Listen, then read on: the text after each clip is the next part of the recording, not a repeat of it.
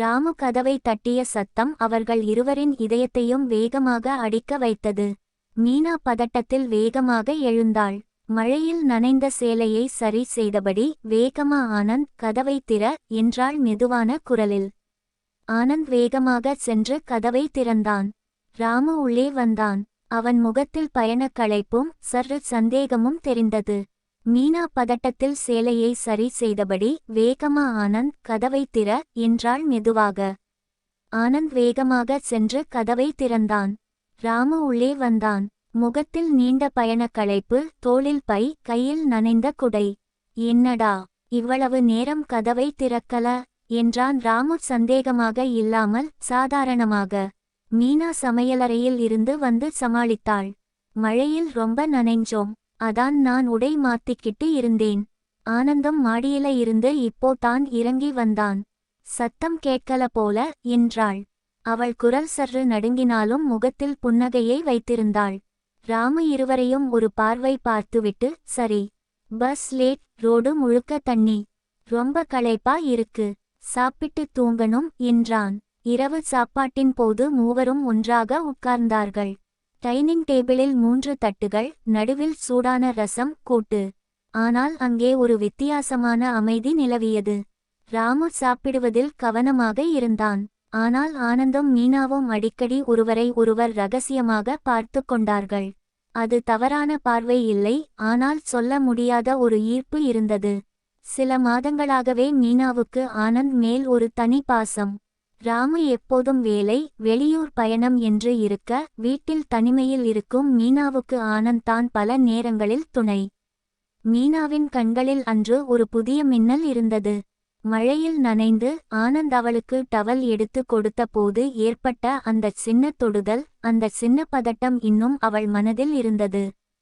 சாப்பாடு முடிந்ததும் ராமு, நான் தூங்கறேன், காலையில 5 மணிக்கு எழுப்பு என்று சொல்லிவிட்டு தன் அறைக்கு போனான்.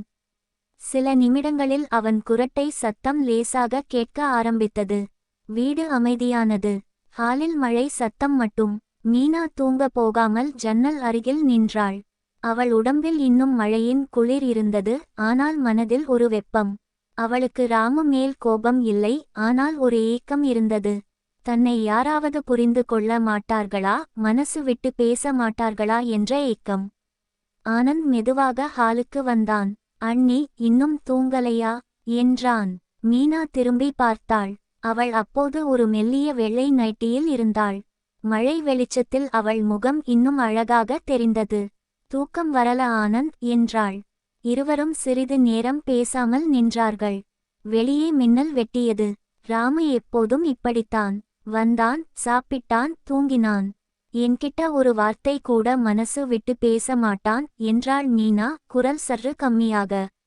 ஆனந்த் அவள் அருகில் வந்து சற்று தள்ளி நின்றான். அண்ணன் உங்க மேல ரொம்ப அன்பு வச்சிருக்காரு அண்ணி, ஆனா காட்ட தெரியாது, வேலை டென்ஷன் என்றான். மீனா சிரித்தாள். நீ எப்போதும் உன் அண்ணனுக்கு தான் சப்போர்ட் பண்ணுவியா? இல்ல அண்ணி, உங்களுக்கு தான் சப்போர்ட். நீங்க சந்தோஷமா இல்லனா இந்த வீடே சந்தோஷமா இருக்காது என்றான் ஆனந்த். அந்த வார்த்தை மீனாவுக்கு இதமாக இருந்தது. அவள் ஆனந்தை பார்த்தாள். அவன் கண்களில் உண்மையான அக்கறை இருந்தது.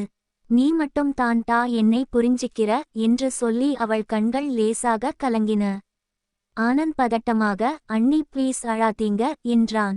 அவன் கை நீட்டி அவள் கண்ணீரை துடைக்க போனான், பிறகு தயங்கி நிறுத்தினான். அந்த தயக்கத்தில் ஒரு மரியாதை இருந்தது, ஒரு காதலும் இருந்தது.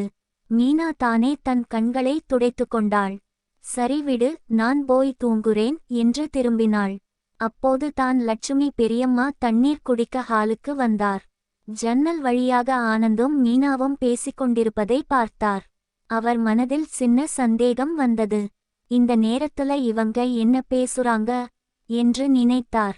ஆனால் அவர்கள் தள்ளி நின்று சாதாரணமாக பேசுவதை பார்த்ததும், சின்ன பசங்க மழையை பார்த்து பேசுறாங்க போல என்று நினைத்து அமைதியாக தன் அறைக்கு திரும்பினார்.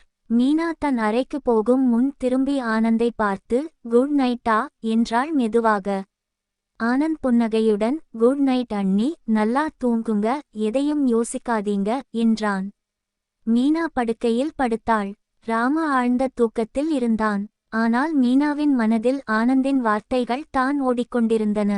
அவளுக்கு தெரியும், இது தவறான ஈர்ப்பாக மாறக்கூடாது என்று. ஆனால் அந்த இரவு, மழை, தனிமை, ஆனந்தின் அக்கறை எல்லாம் சேர்ந்து அவள் மனதில் ஒரு சிறு காதல் பூவை பூக்க வைத்திருந்தது. அடுத்த நாள் காலை என்ன நடக்கும் என்று தெரியாமல் மழை இன்னும் தூறிக்கொண்டே இருந்தது.